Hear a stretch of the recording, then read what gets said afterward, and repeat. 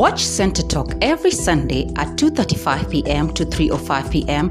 and a repeat on Tuesday from 6 p.m. to 6:30 p.m. on Kingdom TV with me, your host, Esther Mpaka. Center Talk, where dreams are valid.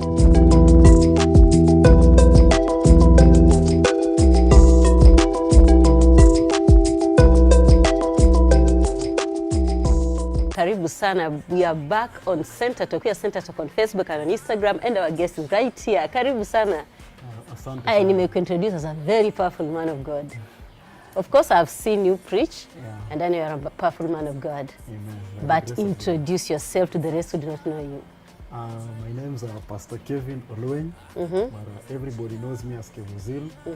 I'm a disciple of Christ. I'm born again. Yes. I love Jesus as the Lord and personal Savior of my life. That's the greatest testimony I can give. I'm a husband. I'm a father. Can you repeat that? I'm a husband. Yes. I'm a father. And I'm also a minister of the gospel. Yes. Yeah. So were you always saved? No, I was not always saved. I was not always saved. In fact, I grew up in a family that I lived with my father most of my life. And my father did not know God. I can say the only thing that took us to church was because my mother was born again. Back then when we were kids, he would tag us along to church. And we just go to church for the sake Because of going everybody is going to church. Is going to church. Yes. And she will wake up in the morning and say that today everybody must go to church. So You go to church. since she's your mother, you have no choice. But you're but to not follow her. feeling the church. I was not feeling the church. I didn't know God by then. But the fact that my mother was a Christian and going to church, that was just it. I Okay. would say we would call it religion. Yes, for the sake of religious. it. Yes. Yeah. So what made you move? Why were you living with your father and you have your mother? Why wasn't your father living with your mother? What was the problem? At the tender age of 7 years, my dad got married to a second wife. So since I was my father's first child, he loved me so much.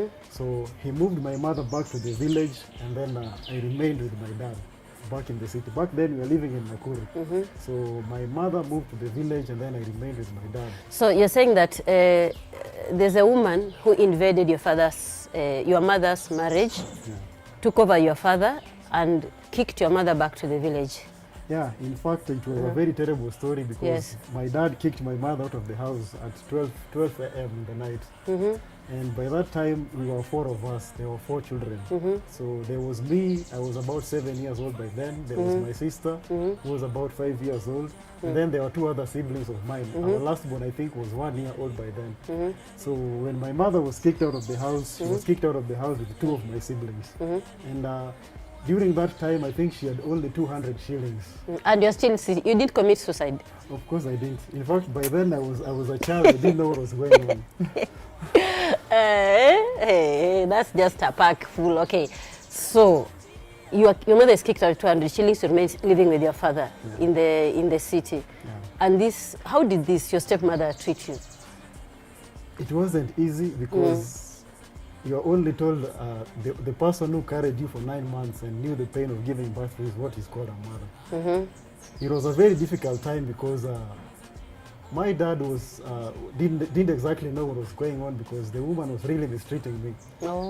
And it really affected me psychologically, even to the point that I began dropping in school. When I was in school, I was always position 1, position 1, position 1. But the moment the teachers noticed, I started dropping to position 2, position 3, position 4. The class teacher had to call me and ask me what was going on because I was so traumatized to the point that I could not concentrate in class. What was going through your head? A lot, because I was missing my mother. You know, for a child who is 7 years old, staying for a whole 1 year without seeing your mother, and some other woman is mistreating you, it really is something that can really take you down. Yeah, sometimes you'd feel like telling your father, why are you keeping this terrible woman in this house? But then uta receive slap, you get? Of course I could not tell my dad. Yeah, you can't. I knew You very just, well the moment my dad leaves for work, then I would You'd know in trouble. what was really, what she was really made of. Do you think this kind of situation is killing children? Do you think the problems of parents are silently killing children and turning them into the brats that we are seeing in the society? And then wazazi wanauliza, mbona wewe una behave hivi? na nimekupeleka shule. Do you think kupea mtoto pesa, kumpeleka kwa the best school, is that all that a child needs? No.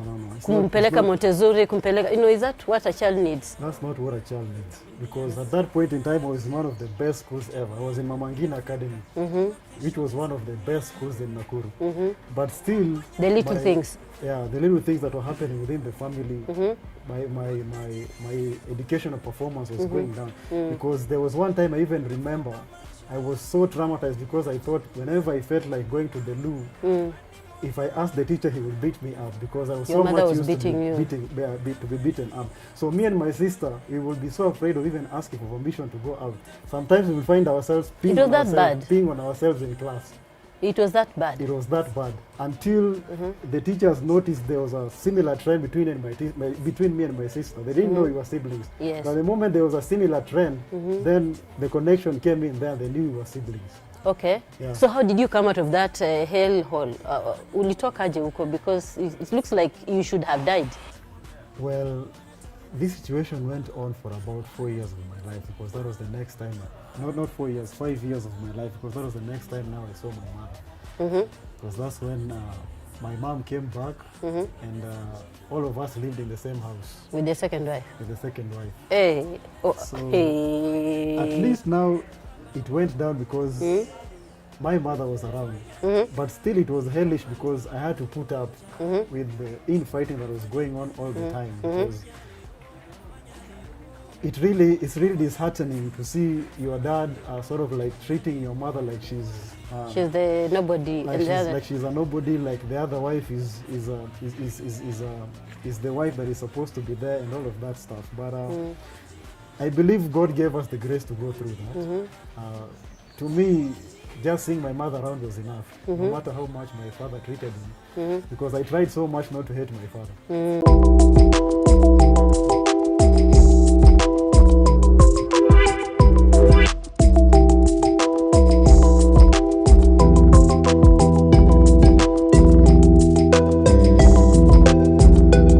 Watch Center Talk every Sunday at 2:35 p.m. to 3:05 p.m. and a repeat on Tuesday from 6 p.m. to 6:30 p.m. on Kingdom TV with me, your host, Esther Mpaka.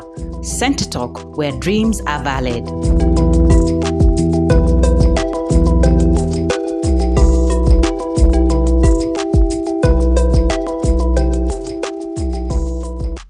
I tried so much not to hate him. And that is good. Because I loved both my father and both my mother, so I had to fight in between and find a middle spot of where I will appreciate them both as my parents and not hate one. Yeah, I normally say that you cannot stop everybody from marrying a second wife. You can't. You cannot stop. Yeah. I don't like it. It's so funny, but we cannot control everybody from being a second wife either. Yeah. But I always say, if you're going to do that, then try to separate these people because they can kill each other. Yeah, people can kill each other because how do you keep two women in the house? Each one of them is fighting for your love. It happens because and attention. I think for my dad it was easy because his father was also polygamous with 10 wives. So I think it was something that was what did you say? He was polygamous with what? 3 wives. I said 10. Yeah, my grandfather was polygamous with 10. So my father was just following his father's trend. Yes. Yeah. It's a trend in the family. Yeah. Yes. And tell us about your saving grace. How did you come to know Jesus? Now, me coming to know Jesus was a little bit after my mother and father had passed on. Oh, they eventually passed on, the two of them. Okay. Yeah. My mom passed on first and then my father followed. Yes. So at that point in time, I was still young. I was about 20 years and some months old, heading to 21. So I didn't know life as such, and we were still new in Nairobi. Now you had moved to Nairobi. Now you had moved to Nairobi. Okay, yes. So I hadn't known so much about life. We were still new in Nairobi. And things were difficult because I was the firstborn and most of my other looking up to you were looking up to me. Some of them were still in school. And you're still dealing with the wounds of you haven't been with your mother. You have with that just 1 year. Then now your father is dead and your mother is dead, and unresolved issues. Yes. So a lot was going on until I felt like the only place I could find peace was in God. In God, yes. And even at that time, there was my younger sister Yes. who was born again before I was born again. Yes. And she was always telling me that with the way you are talking, I know one day, one time, as much as you don't like church stuff, you will get born again and you will preach. Yeah. In fact, I used to really mock my sister when she would go for evening fellowships. Yes. And I used to tell her that I will get saved when I'm 40. Yes. When I have experienced life, I've done all that is there to be done in life. That's when I'll get saved. Yes, and you know something funny? There's normally nothing that somebody's experiencing in life. They're always like multiplying trouble, getting into salt ice, that's what somebody's experiencing. Ukitoka hapo unijiuliza sasa nilikuwa natafuta nini huku. Unapata uko na kazi nyingi kutoka kwa ile minyororo ulijiingiza ndani. And I'll tell you something. We're going for a short break, but I'll tell someone something.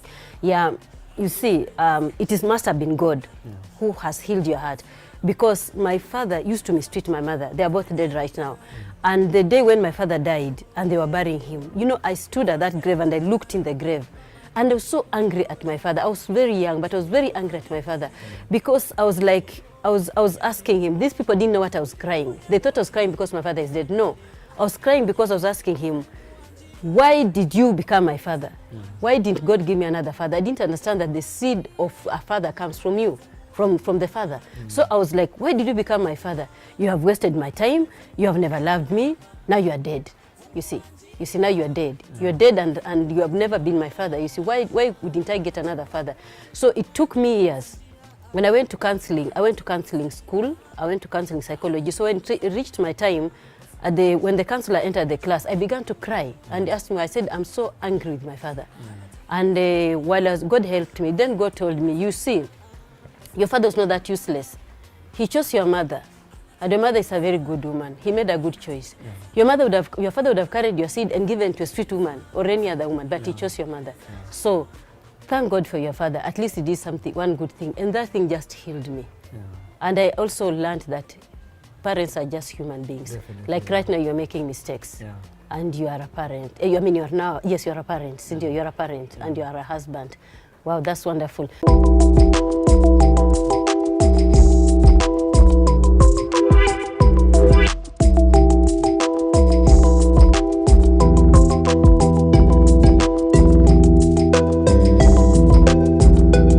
Watch Center Talk every Sunday at 2:35 p.m. to 3:05 p.m. and a repeat on Tuesday from 6 p.m. to 6:30 p.m. on Kingdom TV with me, your host, Esther Mpaka. Center Talk, where dreams are valid.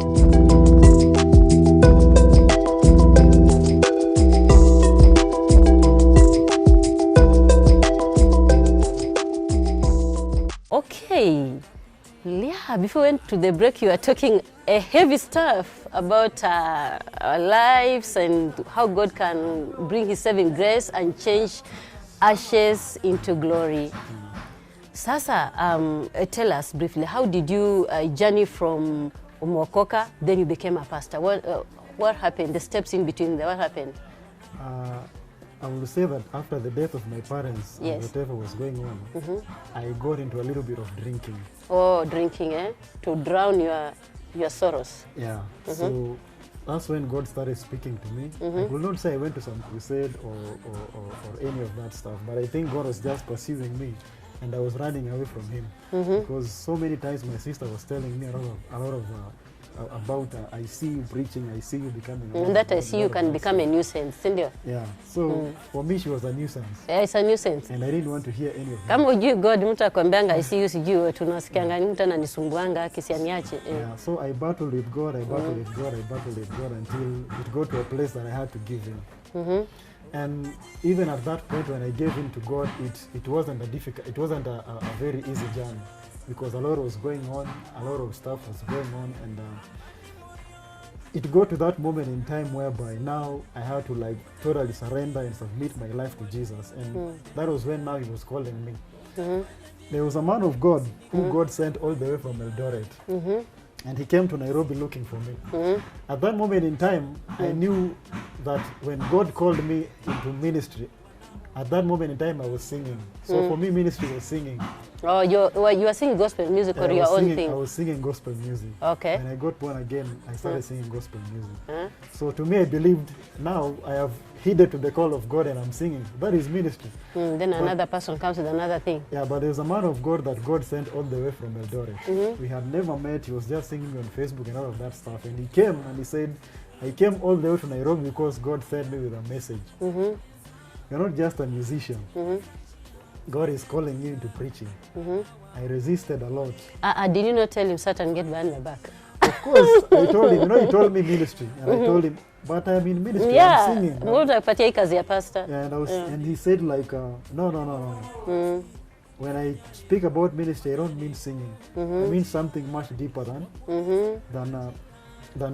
singing.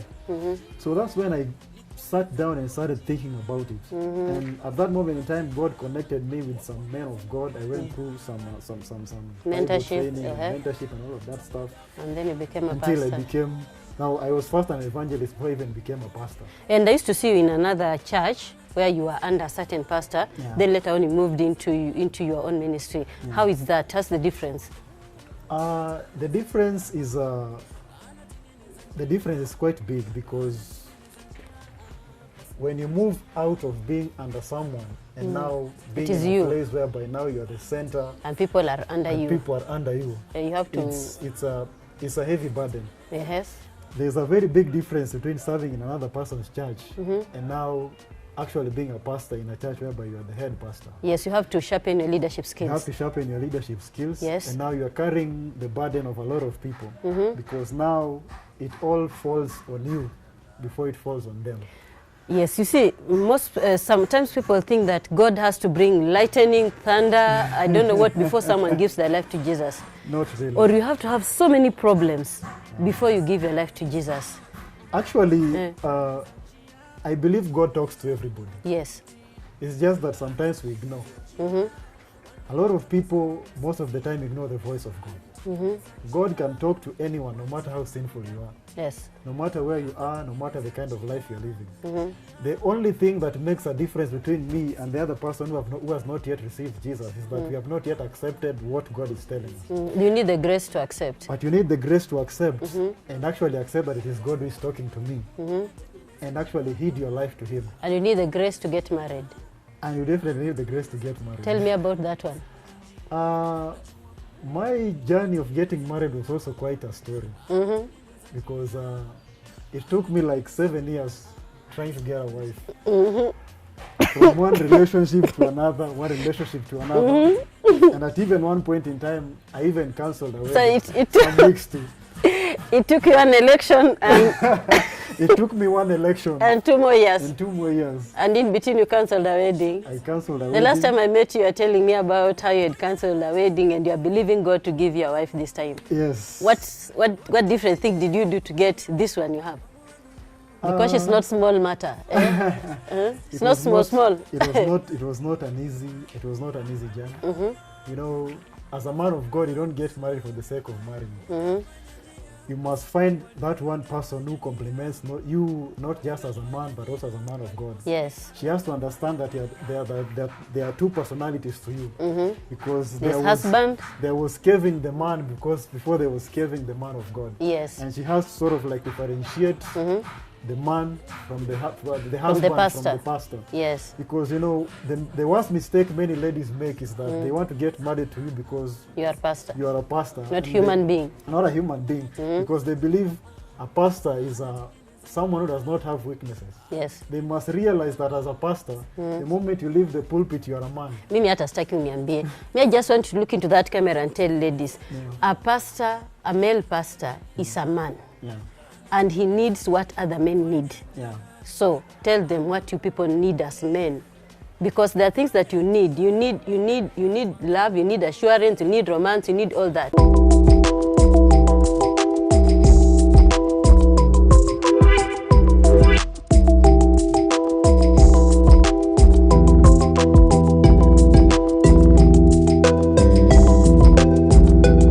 Watch Watch Center Talk every Sunday at 2:35 p.m. to 3:05 p.m. and a repeat on Tuesday from 6 p.m. to 6:30 p.m. on Kingdom TV with me, your host, Esther Mpaka. Center Talk, where dreams are valid.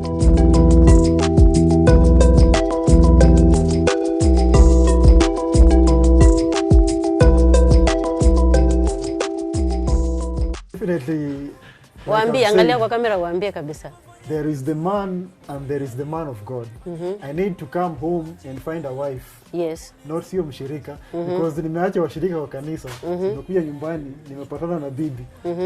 When I come home, nimeacha upasta kwa kanisa. I'm now coming home to my wife. I'm now coming home to my children. To your lover. To my lover. Yes. So the moment I come home, yes, hiyo mambo ya kanisa and all of that stuff, hiyo tumeacha kwa kanisa. Though I'm still saved. Si ati nimeacha kuokoka, nimeweka kando. Yes. So the moment we don't know how to differentiate between these two personalities, then that's why I think there's a problem. I'm a man, I need peace in my house where I come to rest.